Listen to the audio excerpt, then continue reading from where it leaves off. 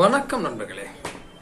உங்கள் வீட்டில் தென்மேற்கு தென்மேற்கு பகுதியில் வாசல் வைத்திருப்பது, தென்மேற்கு பகுதியில் கிணறு போர்வெல் இருக்கிறது, தென்மேற்கு பகுதியில் கழிவுநீர் தொட்டி இருப்பது, இப்படியெல்லாம் அந்த தென்மேற்கு பகுதி இருந்தால், தென்மேற்கு பகுதியில் வெட்டு இருப்பது, அது அந்த அந்த பகுதி மிகவும் பள்ளமாக இருப்பது, தென்மேற்கு பகுதியை அசுத்தப்படுத்தி வைத்திருப்பது, அந்த குப்பையெல்லாம் கொண்டு வந்து கொட்டி வச்சிடுறது, அந்த பகுதி ஒரு ஸ்டோர் ரூம் மாதிரி போட்டு குமிச்சிடுறது, இந்த மாதிரி நிலைப்பாடுகள் இருந்தால் கண்டிப்பாக நீ பணக்காரன் அல்ல, பிச்சைக்காரன்.